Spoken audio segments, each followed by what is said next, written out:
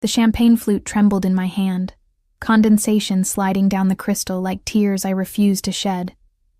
Around me, the hotel ballroom hummed with that particular frequency of wealth, hushed voices punctuated by crystalline laughter, the whisper of silk against marble, the ghost of expensive perfume mingling with imported roses. I stood near the entrance, invisible in my simple black dress, watching Chicago's elite celebrate a union I should have been part of, my ex-fiancé's wedding, to my former best friend. The irony tasted like copper on my tongue. I hadn't planned to come. For 3 months, since Marcus handed me back the modest engagement ring my grandmother left me, the only valuable thing my family ever owned, I'd convinced myself I was over it. Over him. Over the humiliation of discovering he'd been sleeping with Vivian behind my back for nearly a year. Over the whispers that followed me through our shared social circles, the pitying glances, the way people stopped inviting me to things because my presence made everyone uncomfortable. But then, the invitation arrived. Cream cardstock, embossed with gold lettering, my name written in elegant calligraphy that probably cost more than my monthly rent. Ms. Elena Reyes, we request the honor of your presence. Vivian's doing. I knew immediately. Marcus didn't have that kind of cruelty in him. He was merely weak, easily led.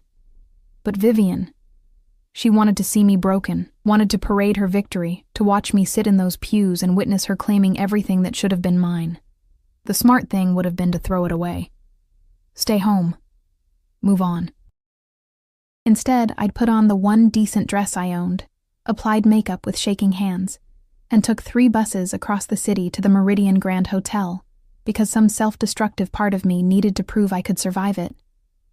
I was such a fool. The ballroom doors opened wider, and guests began filtering toward their seats.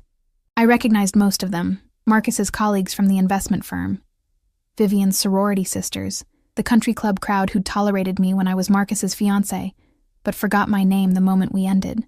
I smoothed down my dress, suddenly aware of how cheap the fabric was, how the hem was slightly frayed, how I didn't belong here at all. Elena? I turned to find Marcus's mother, Patricia, gliding toward me in a cloud of Chanel and disapproval. Her eyes swept over me with the efficiency of an X-ray machine, cataloging every inadequacy. "I'm surprised you came," she said, her voice pitched just loud enough for nearby guests to hear. "Given the circumstances, how brave of you." The word brave landed like a slap. "I was invited," I managed, hating how small my voice sounded. "Yes. Well." Patricia's smile was all edges. "Vivian does have a generous spirit. Always has. I told Marcus from the beginning that you two weren't suited, but young men can be so blind to incompatibility." Her gaze dropped to my dress again, lingering on the department store label probably visible at the neckline. I'm glad he finally saw sense. "Vivian comes from the right sort of family, you understand."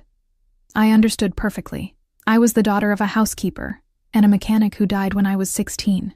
My mother cleaned homes in the suburbs while I put myself through community college working double shifts at a diner. Marcus had been slumming when he dated me. His rebellious phase before settling down with someone appropriate, someone like Vivian, whose father owned half the city's real estate. "If you'll excuse me," I whispered, turning toward the ballroom. "The ceremony's about to start," Patricia called after me. "Your seat is in the back, the very back."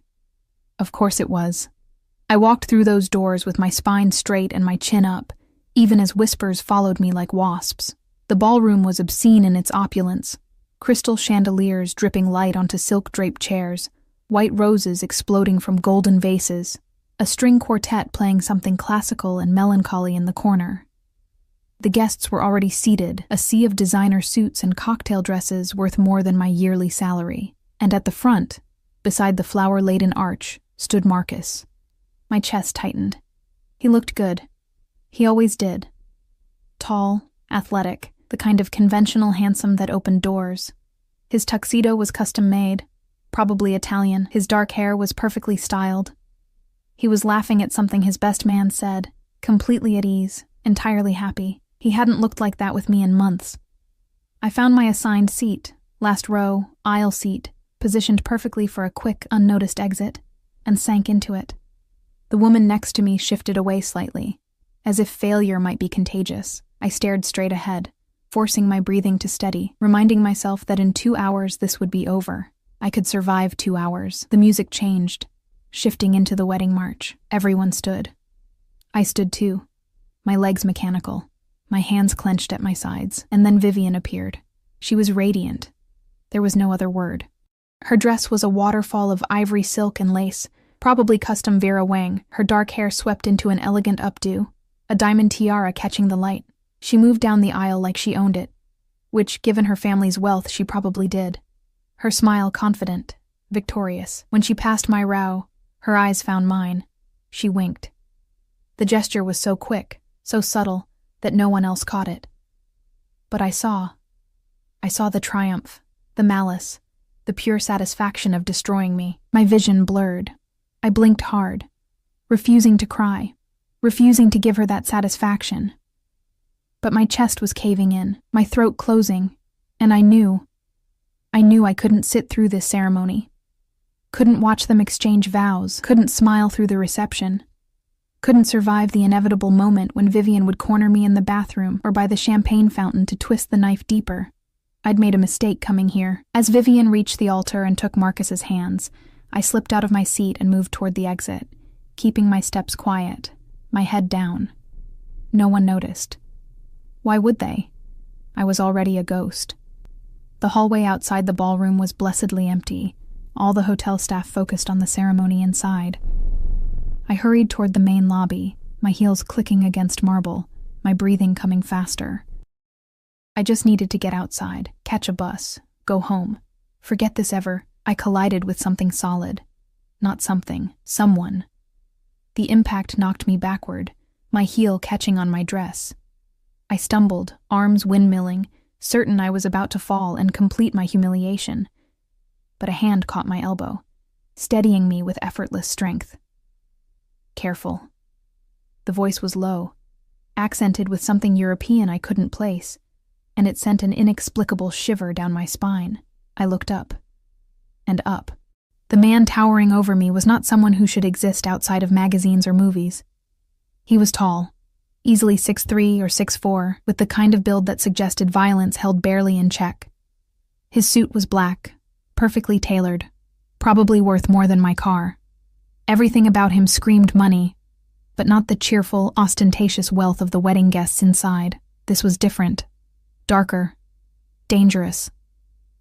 His face was all sharp angles, strong jaw, high cheekbones, a nose that had been broken at least once.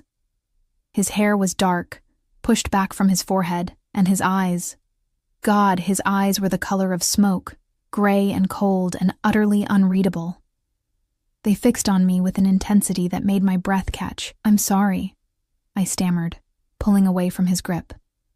"I wasn't watching where You're crying." It wasn't a question. I reached up, shocked to find my cheeks wet. "When had I started crying? I'm fine," I lied, wiping at my face. "Sorry, excuse me." I tried to move past him, but he didn't step aside. Behind him, I noticed for the first time, stood 2 men in dark suits. They weren't hotel staff. Their posture was too alert, too watchful, their eyes constantly scanning the hallway. Security. Private security. Who was this man?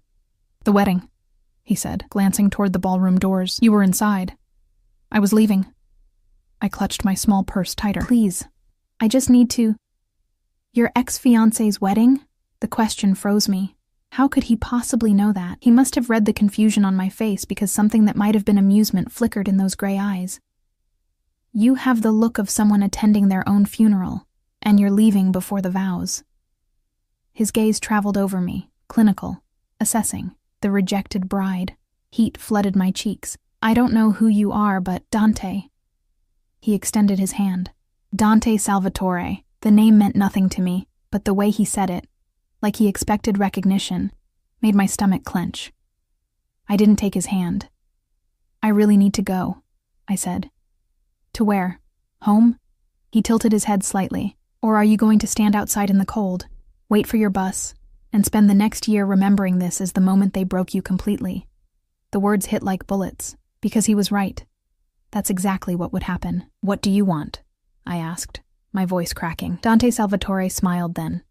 a slow, predatory curve of his mouth that did nothing to warm those cold eyes.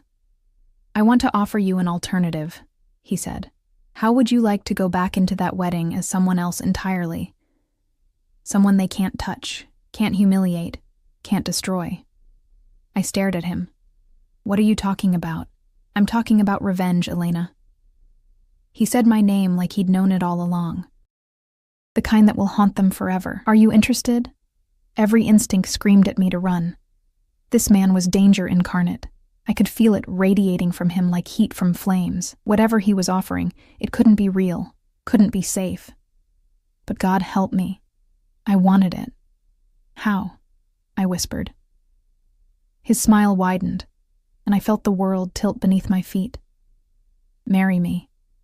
The logical part of my brain, the part that had gotten me through community college while working full-time, the part that balanced my mother's medical bills and grocery money, the part that survived Marcus's betrayal, was screaming at me to walk away. Marry a complete stranger, a man whose name I didn't even recognize, whose eyes held secrets dark enough to drown in, whose mere presence made the air feel thinner. Insanity. But the other part of me, the part that had been humiliated, discarded, made invisible, that part whispered, "Why not?" "You're insane," I said. But my voice lacked conviction. Dante's expression didn't change, perhaps. "But you're still standing here, which means you're considering it. I don't even know you.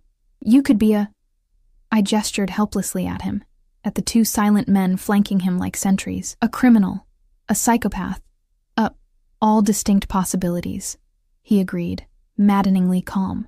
"But right now, in this moment, I'm the only person offering you a way out of your humiliation. So the question isn't who I am, Elena. The question is, how much more can you endure?" I hated that he was right, hated the tears still wet on my cheeks, hated the trembling in my hands, hated that Vivian's wink had shattered what little composure I'd managed to construct. "Why?" I demanded. "Why would you do this? You don't know me. What could you possibly gain from—" "Does it matter?" He cut me off, checking his watch, a sleek piece of machinery that probably cost more than my car. "You have approximately 4 minutes before the ceremony ends and those guests flood this lobby. 4 minutes to decide whether you walk out of here as the pathetic ex-girlfriend they all pity or as someone they'll never forget." The word pathetic stung because it was exactly how I felt. "This is crazy," I whispered. But my feet weren't moving toward the exit.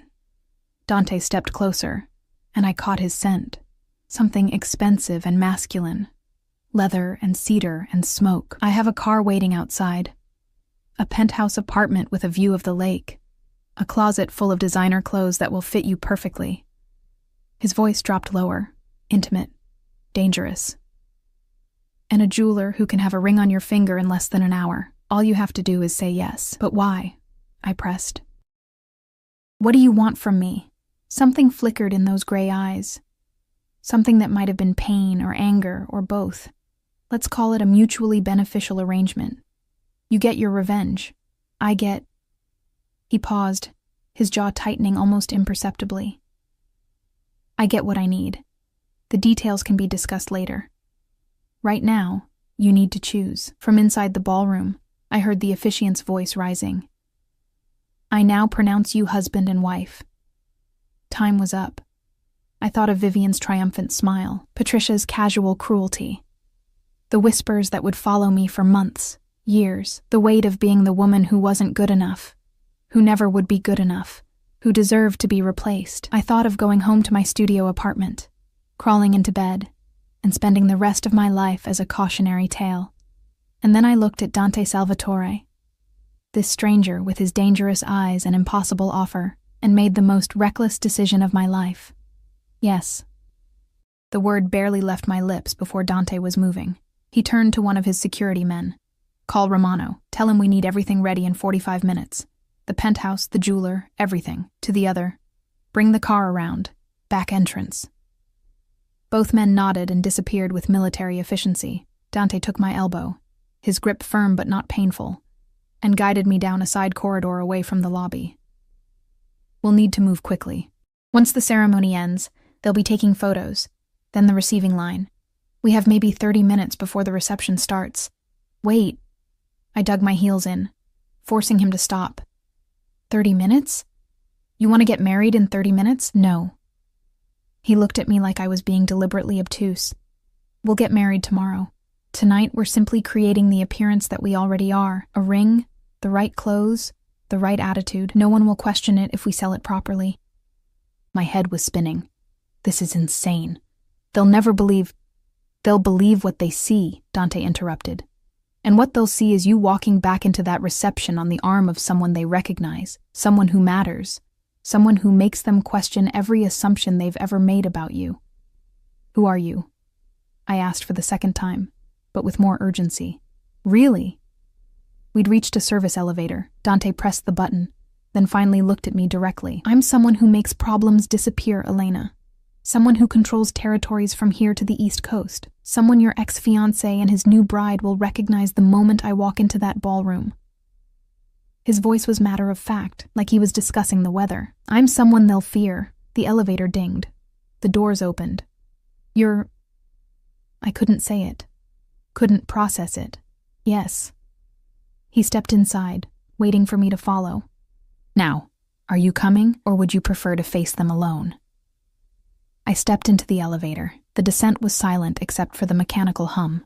Dante stood perfectly still, his posture relaxed, but his eyes constantly moving, tracking, assessing. The two security men had reappeared, flanking us, their hands resting near their jackets in a way that suggested weapons. Oh God. What was I doing? The elevator opened to a parking garage. A sleek black SUV with tinted windows idled near the entrance. Another man in a dark suit behind the wheel. Everything about this screamed organized crime. The vehicles, the security, the military precision. I'd just agreed to marry a mobster. Elena. Dante's voice pulled me from my spiral. If you're going to panic, do it in the car. We're exposed here. He was right. Security cameras dotted the garage ceiling. Anyone could be watching. I let him guide me into the SUV's back seat, sliding in beside him as the door closed with an expensive thunk. The car pulled out immediately, smooth and fast. Where are we going? I asked. My penthouse, 20 minutes from here.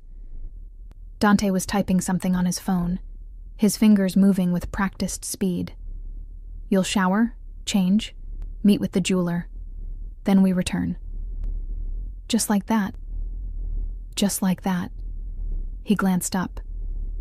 Unless you've changed your mind? I should have. Every rational cell in my body was screaming at me to demand he stop the car. Let me out. Let me escape before whatever insane plan this was consumed me completely. But I thought of Vivian's wink, Patricia's contempt, Marcus's easy laughter. No, I said quietly. I haven't changed my mind. Dante nodded and returned to his phone.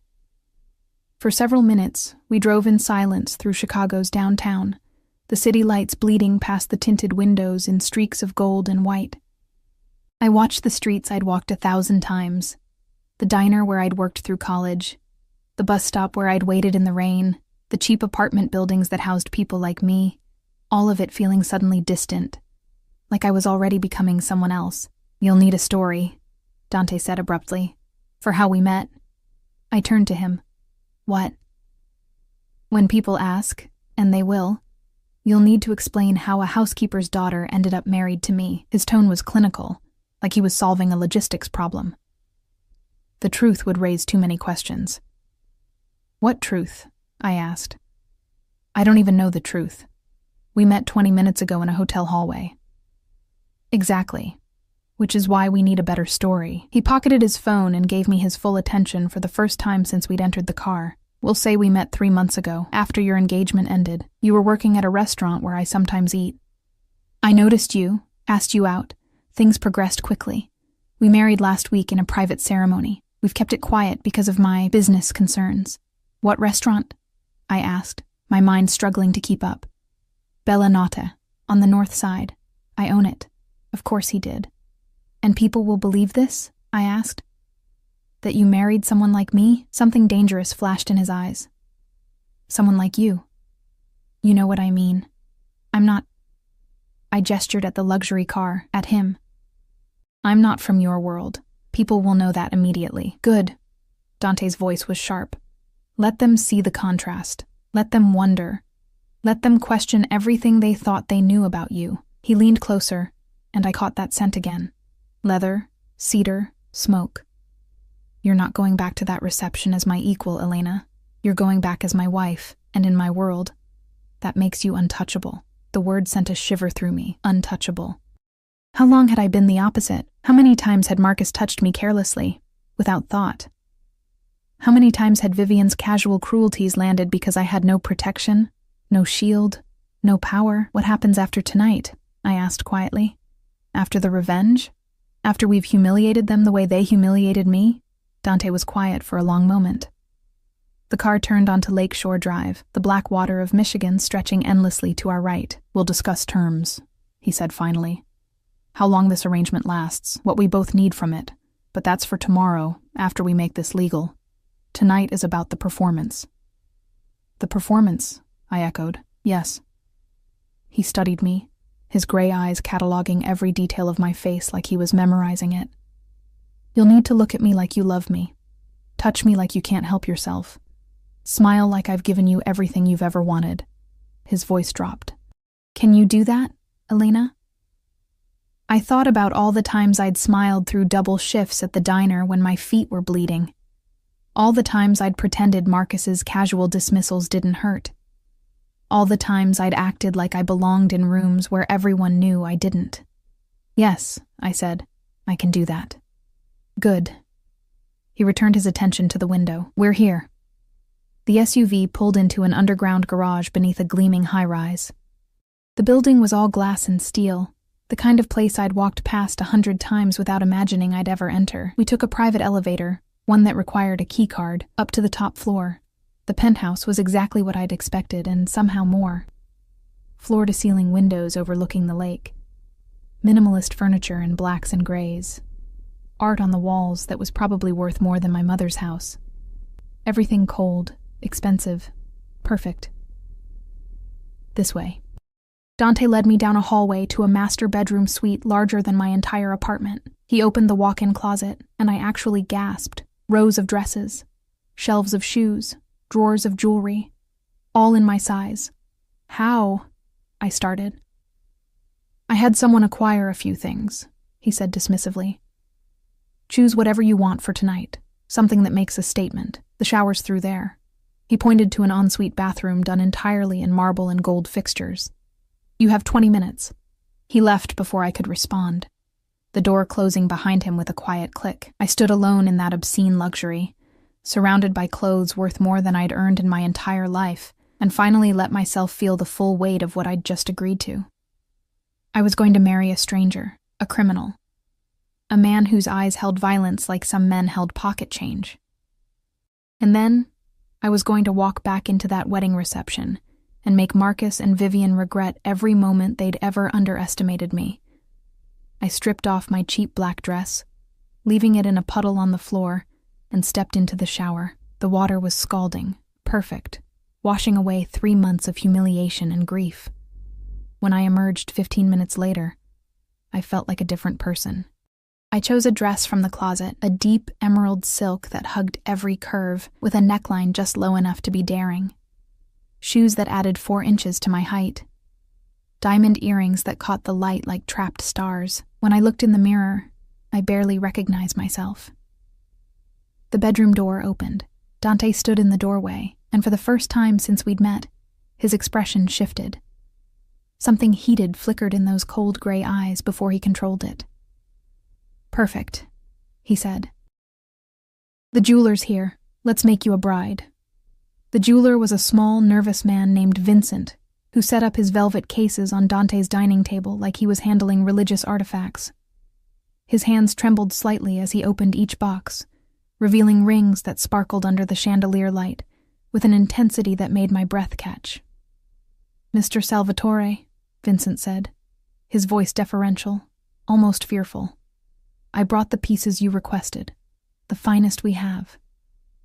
Dante stood behind me, close enough that I could feel the heat radiating from him. His hand rested on the small of my back, a possessive gesture that should have made me uncomfortable, but instead sent strange shivers up my spine. "Show her the Cartier," he said. Vincent's hands moved to a burgundy box, opening it to reveal a platinum band encrusted with diamonds that formed an intricate pattern around a center stone so large it seemed obscene. The price tag, had there been one, would probably have funded my mother's retirement. "It's too much," I whispered. "It's perfect." Dante's voice was close to my ear. "Give me your hand." I extended my left hand, watching as if from outside my body as Dante took it in his. His fingers were warm, calloused in ways that suggested violence, and they held mine with surprising gentleness. He slid the ring onto my finger slowly, deliberately, his gray eyes never leaving my face. It fit perfectly. "How did you—" I started. "I'm very good at measuring things," he said, and something in his tone made heat flood my cheeks. He turned to Vincent. "We'll take it. And the matching band." "Of course, Mr. Salvatore. Shall I—" "Leave them. Send the bill to Romano." Dante's dismissal was absolute. Vincent packed his cases with shaking hands and practically ran for the door, one of the security men escorting him out. I stared at the ring on my finger, at the way it caught the light, at how foreign and yet somehow right it looked against my skin. "It's borrowed," I said softly. "All of this. The dress, the ring, this life. None of it's real. Does it matter?" Dante moved to stand in front of me, tilting my chin up with one finger until I met his eyes. "By the time we walk back into that reception, it will be real enough. They'll believe it because they'll want to believe it. Because the alternative, that someone like me would choose someone like you, will haunt them forever." "Someone like me," I repeated, the phrase stinging even from his mouth. His jaw tightened. "I meant that as a compliment. You have something they lack, Elena. Something authentic beneath all their polish and privilege. It's why Marcus was drawn to you in the first place, even if he was too weak to keep you."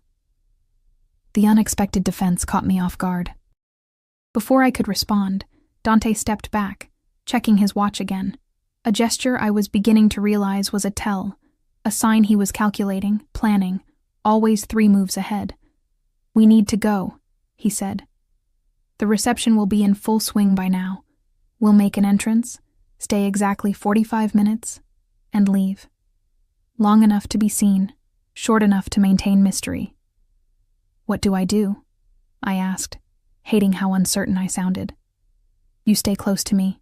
You let me handle anyone who asks questions. And you remember—" His eyes locked onto mine with an intensity that made my pulse race. "You're mine now, at least for tonight. Act like it." The possessiveness in his voice should have terrified me. Instead, it felt like armor. The drive back to the Meridian Grand Hotel took 20 minutes. Dante spent it briefing me on people I might encounter. Names, positions, relationships. He rattled off information with the precision of someone who made it his business to know everyone's secrets. "Patricia Aldridge will try to corner you," he said. "Don't engage. I'll handle her." "Marcus's mother." "Yes. She's connected to several families I do business with. She'll recognize me immediately." A cold smile played at his lips. "She'll also recognize what it means that you're with me." "What does it mean?" I asked. Dante turned those gray eyes on me. "It means you're protected, untouchable. Mine." He said the last word like a brand. "In my world, Elena, that's not something given lightly. People will understand the implications." The SUV pulled up to the hotel's main entrance. Through the tinted windows, I could see guests milling about in the lobby, the same people who'd watched me slink away in shame less than 2 hours ago. My hand started shaking. Dante's hand covered mine, stilling the tremor. "Breathe," he commanded softly. "Remember why we're doing this." I thought of Vivian's wink, Patricia's cruelty, the humiliation burning in my chest like acid. "I'm ready," I lied. "Good." He squeezed my hand once, then released it. "Stay close. Don't speak unless I tell you to. And Elena?" He waited until I looked at him. "Don't let them see fear. Ever." The driver opened my door. Dante exited first, then extended his hand to help me out. a gesture so natural, so proprietary, that several people in the lobby immediately turned to look. I took his hand and stepped onto the red carpet in my borrowed emerald dress and impossible shoes, the diamond ring heavy on my finger, my heart hammering so hard I was certain everyone could hear it. Dante's arm slid around my waist, pulling me against his side. The gesture was possessive, protective, and utterly convincing. We walked through the lobby like we owned it, and maybe in some way I didn't understand Dante did. People stared, whispered. I recognized several faces from the ceremony, saw their expressions shift from curiosity to shock, to something that looked like fear. They recognized him. The ballroom doors stood open, music and laughter spilling out. Dante paused just outside, his hand tightening on my waist. "Last chance to run," he murmured. I thought about running, about the safety of my small apartment, my predictable life, the comfort of invisibility. Then I thought about Vivian's triumphant smile. "Let's go," I said. We walked in together.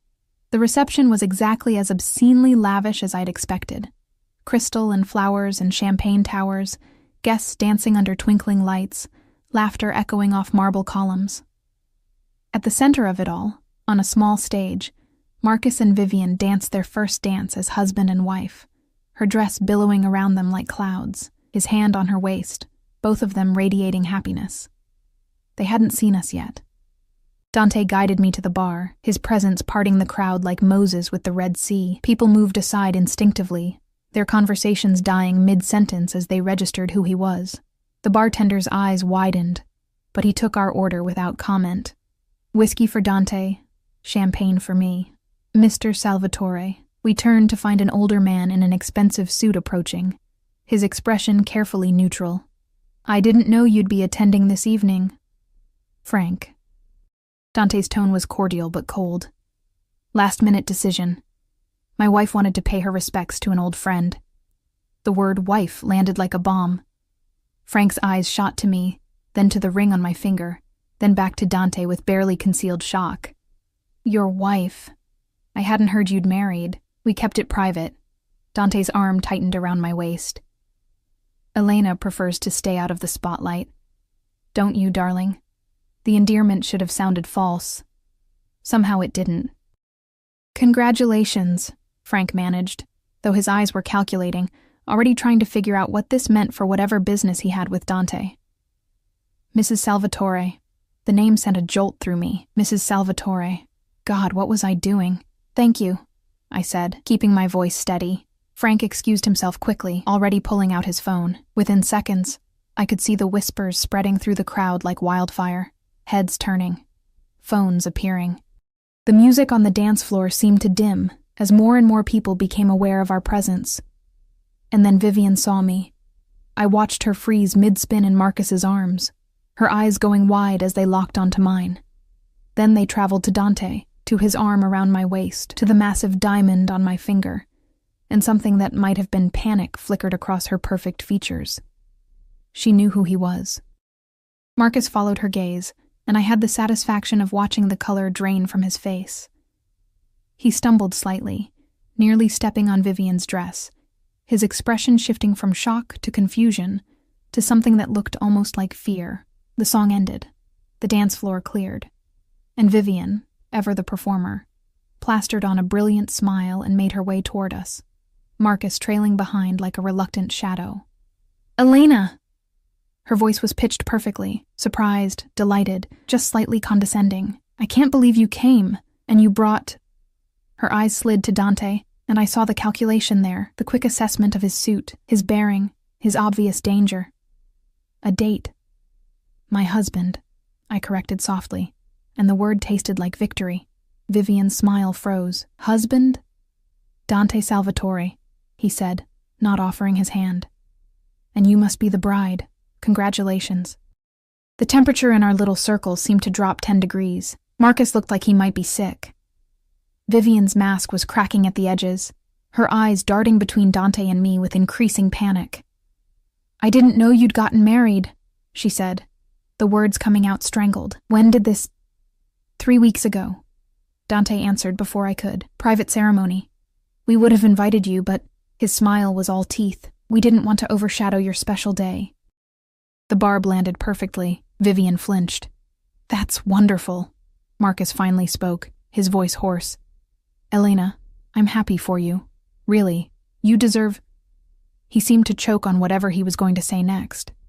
"She deserves everything," Dante finished for him, his arm possessive around my waist. "Which is exactly what she'll have. Isn't that right, darling?" He looked down at me, and the intensity in his gray eyes was almost overwhelming. For a moment, I forgot this was an act. Forgot that we were strangers playing a role. His gaze held something raw, something that made my breath catch and my pulse race. "Yes," I whispered. Dante's hand came up to cup my face, his thumb brushing my cheekbone with surprising tenderness. Then he leaned down and kissed me. It was soft, controlled, perfectly appropriate for a public setting. But underneath that control, I felt the promise of something darker, something dangerous. His lips were warm against mine, and the kiss tasted like whiskey and revenge and the edge of something I didn't want to name. When he pulled back, the entire ballroom was staring, including Patricia Aldridge, who looked like she'd been struck by lightning. "Elena," she breathed, appearing at Vivian's side. "What is the meaning of this?" Dante turned to her with glacial politeness. "Mrs. Aldridge, how nice to see you again." "Again?" Patricia's voice was faint. "We've met at several charity functions. Your husband handles some of my legitimate investments." The emphasis on legitimate was subtle, but unmistakable. "I don't believe we've ever been formally introduced, though. I'm Dante Salvatore, Elena's husband." Patricia's face went through several shades of white. She looked at me, really looked at me, and I saw the exact moment she understood what had happened. The girl she'd dismissed as worthless, inappropriate, beneath her son, was now married to someone she feared. "I see," she managed. "Well, this is unexpected." "Life is full of surprises," Dante said pleasantly. "If you'll excuse us, I'd like to dance with my wife." He guided me toward the dance floor before anyone could respond, leaving Patricia, Vivian, and Marcus standing frozen in our wake. The dance floor felt like a stage, every eye in the ballroom tracking our movement as Dante pulled me into his arms. His hand settled on my waist with possessive certainty, while the other captured mine, his grip firm and warm. The orchestra had shifted to something slow and intimate, probably meant for the newlyweds. But Dante had claimed it like he claimed everything else, without asking, without apology. "You're trembling," he murmured, his lips close to my ear. "Everyone's staring," I whispered back. "Good. Let them stare." He pulled me closer, eliminating the polite distance between our bodies. Let them see exactly what they lost. We moved together across the floor, and despite everything, the insanity of this situation, the danger radiating from the man holding me, the fact that this was all an elaborate lie, I couldn't deny that we fit. His movements were controlled, practiced, leading me through steps I barely knew with effortless grace. Where did a mobster learn to dance like this? The question slipped out before I could stop it. His lips curved slightly. My mother insisted on lessons. She believed that power without refinement was merely brutality. Something dark passed through his eyes. She was wrong, but the lesson stuck. "Was?" I asked softly. "She's been gone 15 years. His voice was flat, emotionless. Killed by someone who thought I'd be easier to control without her influence. The casual way he said it, like discussing the weather, sent ice through my veins. "I'm sorry." "Don't be." I made sure they regretted that assumption. He spun me suddenly, my dress flaring, then pulled me back against his chest. "Just as Marcus and his bride will regret what they've done to you." Over Dante's shoulder, I could see Vivian and Marcus at their head table, surrounded by bridesmaids and groomsmen. They weren't celebrating anymore. Vivian kept glancing in our direction, her smile brittle, while Marcus looked like he wanted to disappear into the floor. Patricia stood near them, her phone pressed to her ear, her expression thunderous. She was making calls, trying to find out who Dante really was, what his presence here meant. "She's scared," I observed. "She should be." Dante's hand tightened on my waist. Patricia Aldridge has spent years building connections with families like mine, playing both sides, thinking her society status protects her. Seeing you with me shatters her entire worldview. Because I'm not good enough? The old wound throbbed. Because you are. His gray eyes caught mine, and the intensity there stole my breath. You survived poverty, loss, betrayal, and still came to this wedding with your head high. That takes more strength than any of these people will ever possess. He leaned closer, his voice dropping to something almost dangerous. Patricia dismissed you as weak. Now she's realizing you're the one person in this room she should have feared. The music swelled around us. Other couples had joined the dance floor, but they kept a careful distance, as if afraid to come too close to Dante's orbit. I caught glimpses of familiar faces. Marcus's colleagues from the investment firm, Vivian's sorority sisters, all the people who'd whispered about me, pitied me, forgotten me. Now they couldn't look away. How long do we have to stay? I asked. Another 20 minutes. Dante guided me through a turn, long enough to make the impression permanent. Then we leave, and tomorrow we make this official. Tomorrow. The reality of what I'd agreed to came crashing back. About that, not here. His tone brooked no argument. We'll discuss terms at my penthouse tonight after we're done with this performance. But Elena... He waited until I met his eyes. Whatever arrangement we come to, whatever this becomes, you need to understand something. When I commit to something, I don't do it halfway. If you're going to be my wife, even temporarily, you'll be protected like my wife, treated like my wife, and anyone who tries to hurt you will answer to me. Is that clear? The promise should have terrified me. Instead, something warm and dangerous unfurled in my chest. Yes, I whispered. The song ended. Dante released me slowly, his fingers trailing along my waist in a gesture that felt far too intimate for strangers. Before I could process it, Vivian appeared at his elbow, her smile bright and false. I'm sorry to interrupt, she said, though her tone suggested she wasn't sorry at all. But I was hoping to steal Elena for a moment. Girl talk, you understand. Every instinct screamed at me to refuse. But Dante's hand squeezed mine once, a warning or encouragement, I couldn't tell, before he stepped back. Of course, he said smoothly. I'll get us drinks. Elena? Champagne? I nodded, not trusting my voice. Vivian looped her arm through mine with false intimacy, steering me toward a quiet corner near the windows overlooking the city. Her nails dug into my skin just hard enough to hurt. What the hell are you doing? She hissed the moment we were out of earshot. I pulled my arm free. I don't know what you mean. Don't play stupid, Elena. Dante Salvatore? Really? Her eyes were wild now, the perfect bride mask completely gone. Do you have any idea who he is? What he does? My husband, I said simply, holding up my ring hand. Vivian's face contorted. You can't be serious. You married him? When? This is some kind of sick joke to ruin my wedding, isn't it? Not everything is about you, Vivian. The words came out sharper than I intended. Though I understand why you'd think that, given how much effort you put into ruining my life. I didn't ruin anything, she snapped. Marcus and I fell in love. You were just too blind to see that you never really had him. The cruelty was breathtaking. You were my best friend. I was your charity case, Vivian shot back. Do you know how exhausting it was, pretending to care about your little problems? Your student loans, your sick mother, your pathetic attempts to fit in with Marcus's friends? She laughed, the sound brittle. I did you a favor, Elena. Marcus would have gotten bored and left you eventually. At least this way, you gotta keep some dignity. Dignity? I repeated, my voice shaking. You invited me to your wedding to humiliate me. You winked at me walking down the aisle like this was all some game you'd won. Because I did win. Vivian's composure shattered completely. I got Marcus. I got the life we both wanted. I got everything you dreamed about while you were scrubbing tables at that disgusting diner. And now you show up here with some criminal, thinking you can make me jealous, thinking anyone here believes that someone like Dante Salvatore would actually want someone like you? The words hit like physical blows.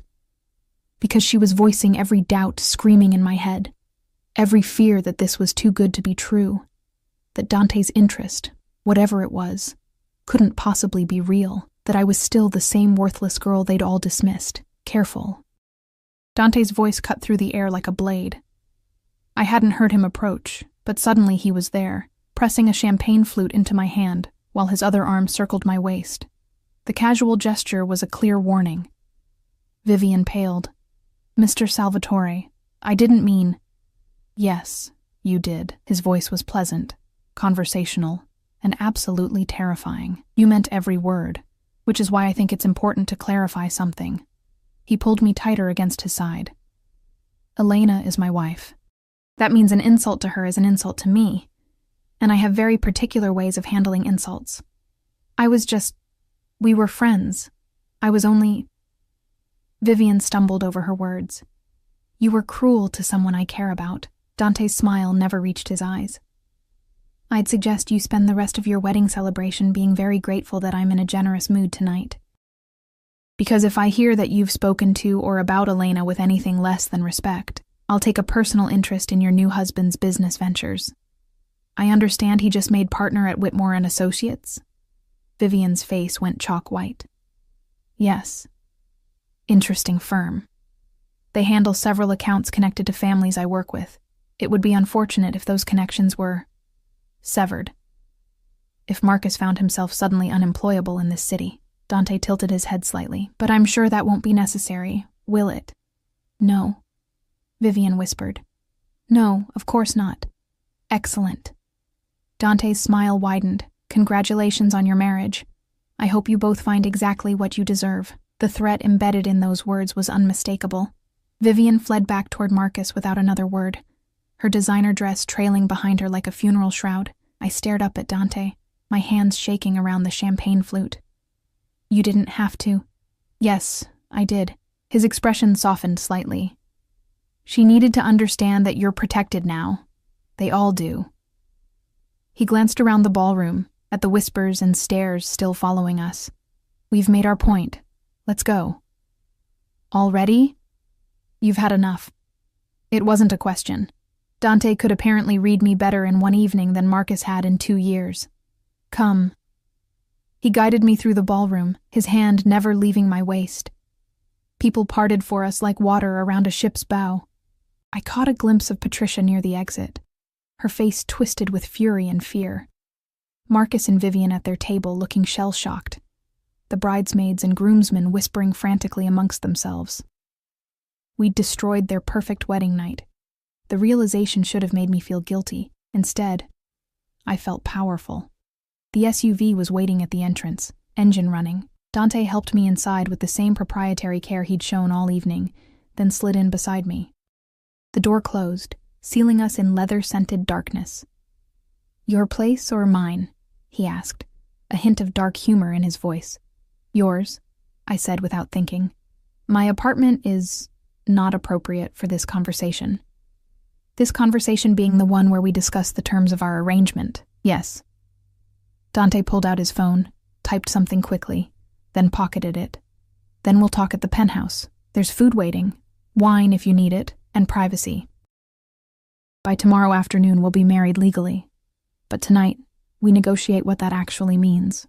The car pulled away from the hotel, from Marcus and Vivian's shattered celebration, from the life I'd left behind. Chicago streaked past the windows, buildings and lights, and the dark promise of Lake Michigan in the distance. "Thank you," I said quietly, "for what you said to Vivian, for defending me." Dante was quiet for a long moment. When he finally spoke, his voice was rougher than usual. "No one talks to you like that, not anymore. Not while you're mine. But I'm not really yours," I said. "This is just an arrangement, a performance." He turned to look at me then, and something in his expression made my breath catch. "Is it?" he asked softly. "Because from where I'm sitting, Elena, the performance felt remarkably real." I didn't have an answer for that. We drove in silence through the city, the weight of everything that had happened, and everything about to happen, settling over us like fog. Tomorrow, I would legally marry a stranger, a criminal, a man whose world was built on violence and shadows and secrets I couldn't begin to understand. Tomorrow, Elena Reyes would cease to exist, and Elena Salvatore would be born. The penthouse was exactly as I'd left it. Cold, expensive, perfect. But now it felt different. Now it felt like a trap closing around me. Beautiful and inescapable. Dante led me to the living room where, true to his word, food waited on the coffee table. Elegant appetizers, wine, chocolate-covered strawberries that probably cost more than my weekly grocery budget. He poured us both wine, handed me a glass, then sat across from me in a leather chair that seemed designed to emphasize his size, his power, his control. "So," he said, swirling the wine in his glass, "let's talk about what you're actually agreeing to." My stomach clenched. "I'm listening." "Marriage contract, 1 year minimum. You'll live here, play the role of my wife in public, attend events at my side when required. In exchange, you'll have access to my accounts, security, and all the privileges that come with my name." He took a sip of wine, his eyes never leaving my face. "Your mother's medical bills will be paid. Her house will be cleared of debt. You'll never have to work another shift at that diner or worry about making rent." The offer was staggering, life-changing, terrifying. "What do you get out of it?" I asked. Dante set down his glass, leaning forward with his elbows on his knees. "Legitimacy, respectability, the kind of image that makes prosecutors think twice before investigating me." His jaw tightened. "And something more personal that I'm not ready to discuss yet. That's not fair." "No," he agreed, "but it's the truth. In time, if you stay, if this arrangement works, I'll tell you. But not tonight." I should have pushed, should have demanded answers. But looking at him, at the shadows in his eyes, the tension in his shoulders, the carefully controlled pain, I found myself nodding instead. 1 year, I repeated, minimum. If either of us wants out after that, we divorce quietly. You keep a generous settlement, I keep my reputation, we both move on. And if something happens before then? If you get arrested or killed or... I won't be. His confidence was absolute, but if the impossible occurs, you'll be provided for. Everything protected by prenuptial agreement. It was too much. Too fast. Too overwhelming. I need to think, I said. You have until morning. Dante stood, his tall frame towering over me. The guest bedroom is down the hall. Everything you need is there. We'll go to the courthouse at noon, sign papers, make it legal. And then, Elena, you'll be mine in every way that matters. The possessiveness in his voice sent shivers down my spine. Good night, I whispered. Good night, future Mrs. Salvatore. He said it like a promise, or a threat. I fled to the guest room, closed the door, and finally, let myself fall apart. I didn't sleep. How could I? Every time I closed my eyes, I saw Vivian's face draining of color, Marcus's shock, Patricia's fear. I heard Dante's voice promising violence in the same tone most people discussed the weather. I felt the weight of the ring on my finger, heavy as chains, beautiful as poison. At 6 a.m., I gave up pretending and wandered into the kitchen. Dawn was breaking over Lake Michigan, painting the water in shades of gold and blood. The penthouse was silent except for the hum of expensive appliances and the distant sound of the city waking below. I made coffee, finding everything I needed in cabinets that probably cost more than my car, and stood at the floor-to-ceiling windows, watching the sun climb higher. You're up early. I spun to find Dante in the doorway, wearing only black pajama pants that hung low on his hips. In the soft morning light, I could see what his suits had hidden. The tattoos covering his torso and arms, intricate patterns that looked like they told stories written in ink and violence.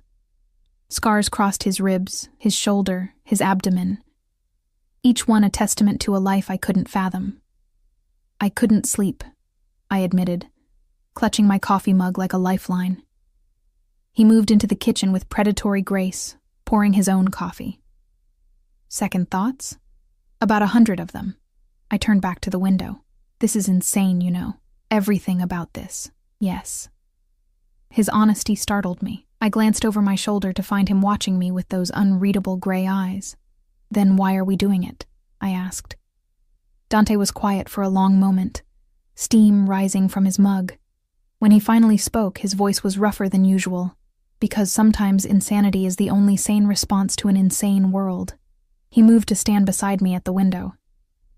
"You were destroyed by people who claimed to love you. I've been destroyed by people who claimed loyalty.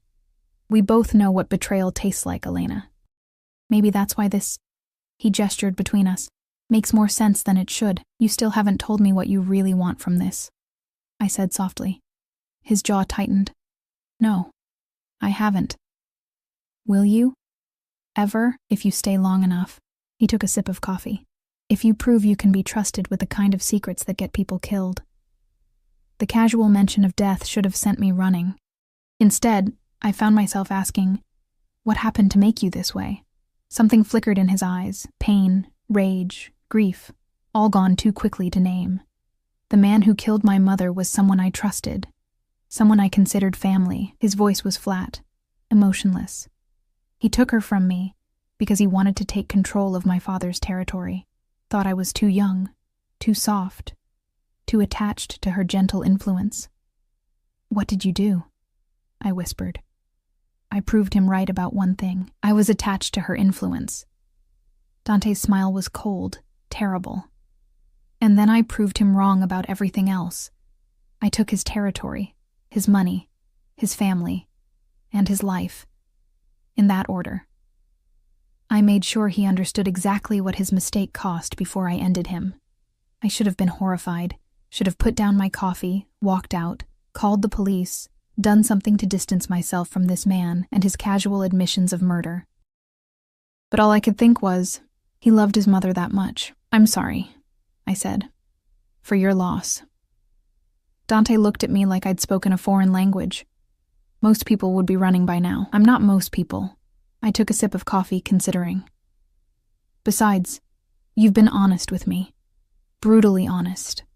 That's more than Marcus ever was. Marcus is a coward.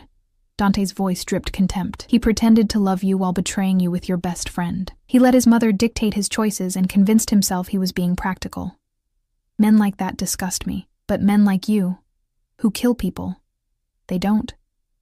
I never pretend to be something I'm not. His gray eyes locked onto mine. I'm a criminal, Elena. I hurt people. I break laws. I operate in shadows most people pretend don't exist. But I don't lie about it. I don't make promises I won't keep. And I don't betray the people under my protection. Is that what I am now? Under your protection? Yes. The word was absolute. From the moment you agreed to this arrangement, you became mine to protect. That's not negotiable. The possessiveness should have frightened me. Instead, after months of being nobody's priority, being nobody's concern, it felt like coming home. "Okay," I said quietly. Dante's eyebrows rose. "Okay? I'll do it. The marriage, the arrangement, all of it." I set down my coffee mug with deliberate care. 1 year. We see if this works. And if it doesn't, we walk away clean. Elena. He turned to face me fully. "You understand what you're agreeing to? This isn't just playing dress-up at society events. You'll be married to someone the FBI watches, someone rival families want dead, someone whose business involves things you can never speak about. Your life will be in danger simply by association." "My life was already small and meaningless," I said. "Maybe danger is an improvement." Something shifted in his expression. Surprise, respect, something that might have been desire. "You're either very brave or very foolish." "Probably both."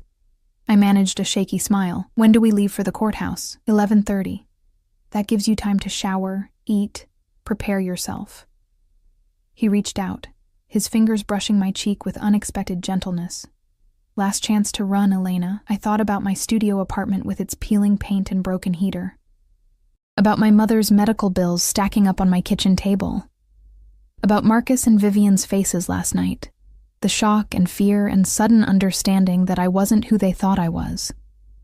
About the way Dante had defended me without hesitation, threatened violence on my behalf, looked at me like I mattered. "I'm not running," I said. His hand cupped my face fully now, his thumb tracing my cheekbone. Then understand this. Once we sign those papers, once you take my name, you're mine. Not just for show, not just for appearances. Mine.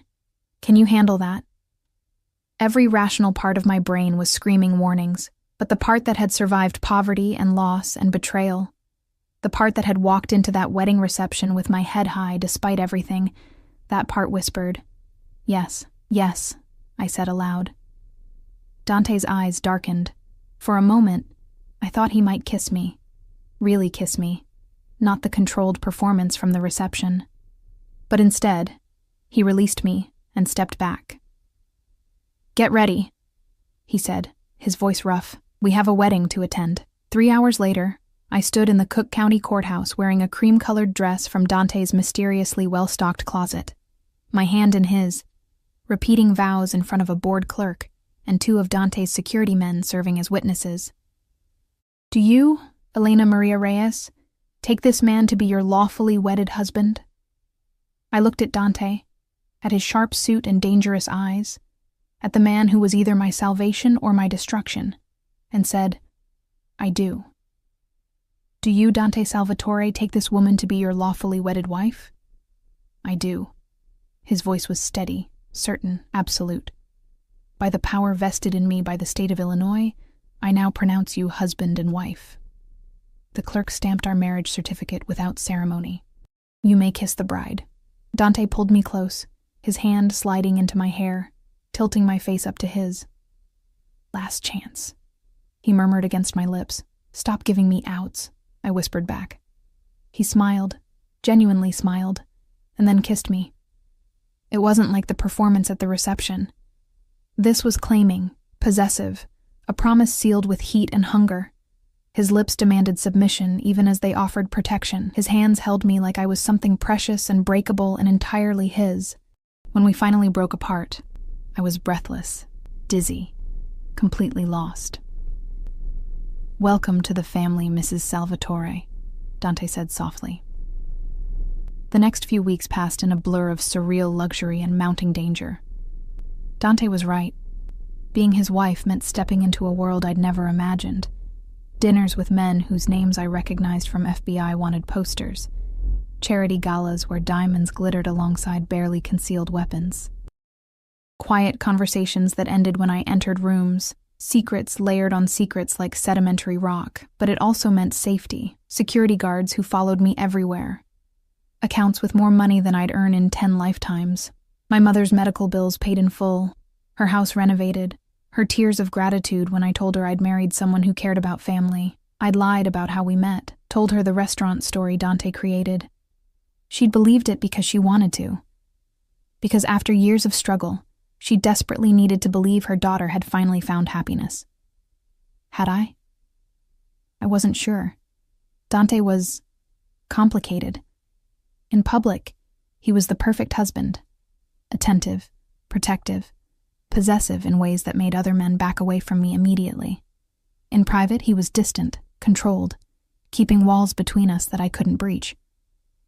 He never asked me to share his bed. The arrangement was clear. Separate rooms, separate lives. A marriage of convenience that looked real from the outside, but remained hollow within. It should have been enough. It was certainly more than I'd had before. But late at night, lying in my expensive guest room, I found myself wondering what it would be like if this were real, if the heat in Dante's eyes when he looked at me meant something beyond ownership, if his possessiveness stemmed from desire rather than pride, if I was falling for a man who would never let me in. Everything changed 6 weeks after the wedding. I was shopping on Michigan Avenue, accompanied by 2 security guards, because Dante insisted when I saw him. Marcus. Walking out of a coffee shop with his briefcase, his face drawn and tired, he saw me at the same moment, froze on the sidewalk like he'd seen a ghost. "Elena," he breathed. I should have kept walking. Should have let my security guards move me along, should have maintained the cold distance that Dante would have expected. But something in Marcus's expression, something broken and desperate, made me pause. "Marcus, can we talk?" He glanced at my guards. "Just for a minute, please." Against my better judgment, I nodded. We moved to a bench in a small plaza, the guards maintaining distance but staying alert. Marcus sat beside me, his hands clasped between his knees, looking nothing like the confident man who'd left me 3 months ago. "You look good," he said finally. "Happy." "Thank you. Are you happy?" His eyes met mine, and I saw real pain there. Or is this just revenge? I considered lying, but after everything, I owed him at least honesty. "It started as revenge," I admitted, "but it's become something more complicated." "Do you love him?" Marcus's voice cracked. "Salvatore?" The question pierced something deep inside me. Did I? Could I love someone who kept so many secrets, who lived in violence, who held me at arm's length even as he claimed me as his? "I don't know," I said softly. "Do you love Vivian?" Marcus's laugh was bitter. "I thought I did. Turns out she loved my family's money more than she loved me. She's already talking about expanding the house, joining new clubs, spending more than we make." He rubbed his face. "I made a mistake, Elena. A huge one. And I'm sorry. I'm so sorry." "I know," I said, and I did. I could see it written all over him, the regret, the realization that he'd traded something real for something hollow. "If you ever want out," Marcus started. "I don't." The words came out before I'd fully thought them through, but once spoken, I knew they were true. Whatever this is with Dante, it's mine. I chose it. I'm choosing it. Marcus nodded slowly. "He'll hurt you eventually. Men like him always do." I stood, smoothing down my designer dress, one of dozens now hanging in my closet. "But at least he's honest about it. That's more than I can say for you." I walked away before he could respond, my guards falling into step beside me, but Marcus's question echoed in my head for the rest of the day. "Do you love him?" I found Dante in his study that evening, surrounded by paperwork and laptop screens, his face illuminated by the cold glow of monitors. He looked up when I entered, his expression shifting from concentration to concern. "What's wrong?" he asked immediately. "I saw Marcus today." Dante's entire body went still. "Dangerous. Did he touch you?" "No. We just talked." I moved into the room, drawn by something I couldn't name. "He asked if I loved you. And?" Dante's voice was carefully neutral, but I saw tension in his shoulders, in the way his hands gripped the desk. I didn't know what to tell him. I stopped in front of the desk, meeting those gray eyes that had haunted my dreams for weeks. "Because I don't know what this is. You've given me everything. Safety, security, revenge, a life I never dreamed of. But you won't let me in. You won't tell me what you really want from this. You won't. I want you." The words exploded from him like they'd been held back too long. "I've wanted you from the moment I saw you crying in that hallway, looking broken and beautiful and so fucking strong despite everything they'd done to you." I stared at him, shocked into silence. Dante stood, moving around the desk with predatory grace. "You think this was just about legitimacy? About image?" He laughed, the sound harsh. "I have a dozen ways to improve my reputation, Elena. I didn't need to marry you for that. Then why?" "Because 6 months ago, I lost someone." His voice went rough. "My younger sister. She was killed by a rival family as a message to me. She was innocent, good, everything I'm not. And when she died, something in me died too." My chest tightened. "Dante, I was going to that wedding to finalize a business deal with Patricia Aldridge's husband. Nothing more. But then I saw you, running from your pain, broken by people who should have protected you. And I saw Sophia in you. That strength, that refusal to be completely destroyed, even when you had every right to give up." His hand came up to cup my face. "I wanted to save you the way I couldn't save her. Wanted to give you the protection I failed to give Sophia. That's what I get from this arrangement, Elena. The chance to do right by someone who deserves it." Tears burned my eyes. "That's why you knew my size, why the closet was stocked. You had someone research me. The moment I saw you, I had Romano find out everything, who you were, what you'd lost, what you needed." His thumb brushed away a tear. "I knew you'd say yes, because I knew how badly they'd hurt you. And I knew I could give you the revenge you deserved while keeping you safe. It was supposed to be simple. "What changed?" I whispered. "You." His forehead rested against mine. "You were supposed to be a project, a way to assuage my guilt. But you became something else, something I didn't expect, and now I don't know how to keep you at arm's length anymore." "Then don't." I pulled back enough to meet his eyes. "Stop protecting me from yourself, Dante. I chose this. I choose you. Whatever that means." "It means danger," he warned. "It means violence and secrets and a life where one mistake could get you killed. It also means not being alone anymore." I pressed my hand over his heart, feeling it hammer beneath my palm. "It means being seen, being valued, being chosen. That's worth the risk." Dante's control shattered. He kissed me like he was drowning and I was air, his hands tangling in my hair, his body pressing me back against the desk. This wasn't performance or possession. This was hunger, need, desperation held back for too long. When we finally broke apart, both breathless, he pressed his forehead to mine again. "I can't promise you safety," he said roughly. "I can't promise you normal, but I can promise you this. You'll never be invisible again. You'll never be dismissed or discarded or treated like you don't matter. Because you matter to me, Elena, more than you should, more than is smart." "Then we're both fools," I said, smiling through tears. "Yes." He kissed me again, softer this time. "We are." 6 months later, I stood at another window overlooking Lake Michigan, watching the sun set over the city that had once represented all my broken dreams. So much had changed. My mother was healthy, living in a renovated house with a garden she'd always wanted. Marcus and Vivian had divorced. His firm had mysteriously lost several major clients, and the financial strain proved too much for their shallow marriage. Patricia Aldridge no longer spoke to me at social events, which suited me perfectly, and Dante. Strong arms wrapped around me from behind, pulling me back against a solid chest. I leaned into Dante's embrace, his lips finding the sensitive spot below my ear. "What are you thinking about?" he murmured. "How strange life is," I said. "A year ago, I was invisible, disposable. Now I'm married to the most dangerous man in Chicago, and somehow I've never felt safer." "You are safe." His arms tightened possessively. "Anyone who threatens you dies. It's that simple." I should have been horrified by the casual promise of murder. Instead, I turned in his arms, wrapping mine around his neck. "I love you," I said. Simple, true, terrifying. Dante's expression softened in ways he only allowed when we were alone. "I know. I've known for months. I was just waiting for you to figure it out." "Arrogant," I accused, but I was smiling. "Accurate." He kissed me slowly, thoroughly. "I love you too, Elena Salvatore.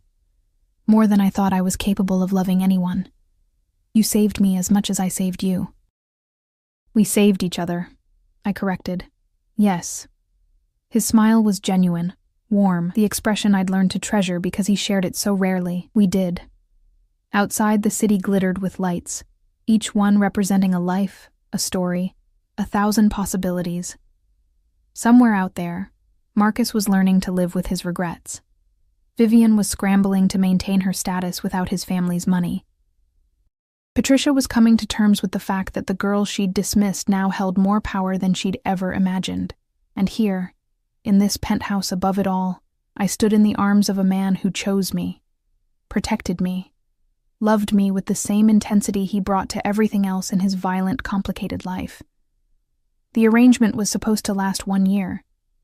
Instead, it had become forever. "No regrets?" Dante asked softly, reading my thoughts as he often did. I thought about the woman who'd walked into that wedding 6 months ago, broken, invisible, desperate for anything to ease the pain. I thought about the man who'd offered her an impossible choice and made it possible. "No regrets," I said firmly. "This is exactly where I'm supposed to be."